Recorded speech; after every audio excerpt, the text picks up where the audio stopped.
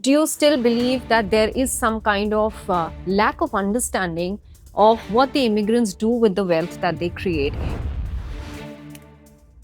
There's a perception that immigrants are remitting all their money back to their home country, not adding value in the form of, say, assets in their home country or their adopted country.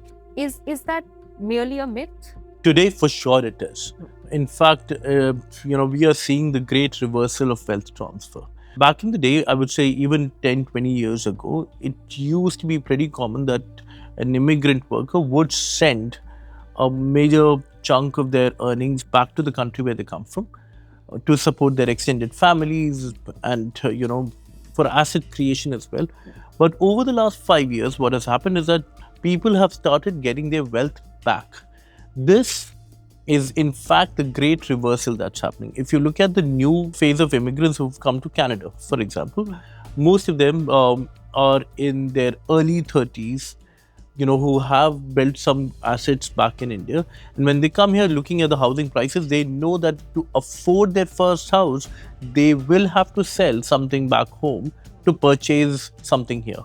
People who've been here for 20, 30 years, they may have initially sent money back, let's say, to India, and now they realize that all their family is also here with them in Canada.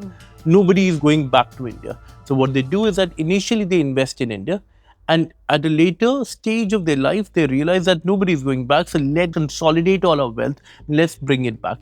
In fact, I feel that the government here needs to do a lot more to incentivize immigrants to bring back the wealth to Canada, instead of making highly, one reason that we often hear our customers say is that they are scared of how much would they end up getting taxed for a growth that they got outside of Canada. If we make it more tax efficient and tax friendly, this wealth, which is kind of stuck in another country, another economy, could be liquidated and be brought back to Canada, which could further help generating employment, helping local communities. I think it's a big miss of whatever the Canadian government is not doing to attract wealth of immigrants who made and built their lives in Canada. So, Sanu, you gave us the example of people in their, say, early 30s who are arriving here, have already had some few years of experience back in their country and here specifically India, looking at buying a house here in Canada, selling some of that property. But does this kind of experience vary with different age categories? Because there is a varied age category that is moving to Canada specifically. Right. Do their experiences differ in wealth transfer? Oh, yes. So at Remittor, we deal with customers starting from 18 to 80. So we work with Indians of across age groups. What we see is that when you come to Canada as a student, as an international student, you tend to get more money from India. Your family is supporting you with your tuition fees, and it's a lot of inward remittance into Canada, be it tuition fees or housing and living expenses. Then, once they're done with their education in their mid-20s, when they start making money, they start sending some money back home to maybe pay off the loans that they've taken. So that is happening. Immigrants who come to Canada in their 30s or 40s, they would have an asset in India which they know that they want to sell and purchase something here. So that's a different trend where the quantum of funds that they're actually planning to bring to Canada is a lot higher than what a college student or a student would bring from India. And then finally are the people who are retired. They have worked all their life, be it in Canada or in India, and now they want to consolidate all that wealth and pass it on to the next generation. And that is when usually we find the biggest transactions happening, because this is the generational wealth transfer that is taking place, and we facilitate that. So immigrant, no matter at what stage of their life they come to Canada, the potential of wealth that they can add to the Canadian economy is immense. So, Sanu, from what you mentioned twice about, and it's something which is very basic, buying a house. This is a very personal asset that immigrants are creating for themselves.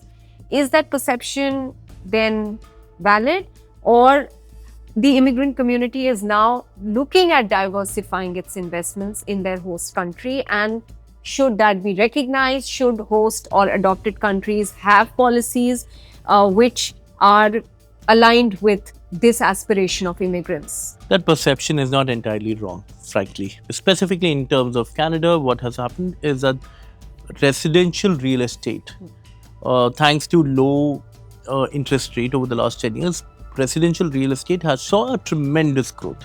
And everyone wanted to, jumped in to make money of the same asset class. Now, that real estate space has seen a slowdown and even a pretty dramatic decline.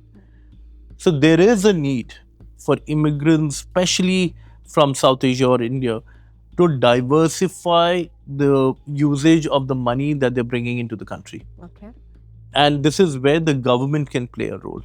If they incentivize immigrants to bring in their foreign assets or wealth into Canada, which could then be used to maybe start a new business or invest in startups, that would not just help diversify your financial exposure as an individual, but it would also help the local community and the Canadian economy to not just help grow their businesses but also support innovation, things that have kind of taken a back seat.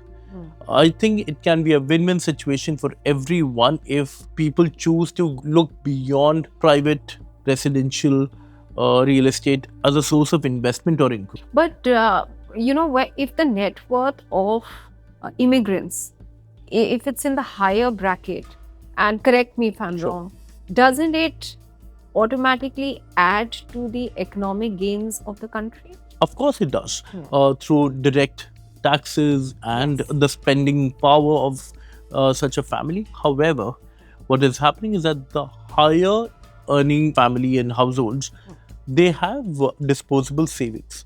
Now, what usually happens is that if they choose to invest within Canada, they end up going to real estate. Now, that real estate, whenever there's a slowdown, this is the part of the society which finds it easiest to send their wealth out of the country as well, right? So if they identify Canada with only real estate, if that asset class is deaccelerating, they can easily move that wealth out of Canada to any other part of the world, including US or Dubai, where it is easy to get your money in and out whenever you wish to. Therefore, it has to be supported by the government to let people invest within Canada, but make it easier for people to invest beyond real estate. Finally, Sanu, I would like to understand from you and your perception about whether you foresee hard times for immigrants globally and specifically in Canada, or do you see some course correction happening and this just being, say, a passing phase? I feel that this phase that we are going through is a very tense situation. Not because of what it means today, but the impact that it can have in the future. I feel that if there are tough times, it will not be restricted only to immigrants. It will impact every local community or even those countries where these sentiments are being fueled. It will mean bad times not just for immigrants but for everyone. So I think there is a need for these governments to play a direct role in controlling the narrative, ensuring that the laws of the land are being implemented properly and fairly, not against immigrants. Immigrants play an immense role in not just the economic aspect of our society, but also in the cultural aspect of it. It is easy to exploit these sentiments.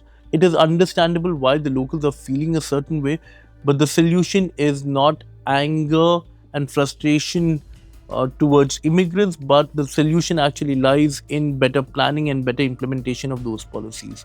So I'm really hoping that the situation is controlled rather than letting emotions rule the roost. Sanu Nair, thanks for weighing in on this very critical subject of the anti-immigrant sentiment, and we do hope that this is just a passing phase, and as you said, policies are put in place which can rectify the situation on the ground to make immigrants once again feel welcome in the country that they are going to. Thank you very much, sir. Thank you.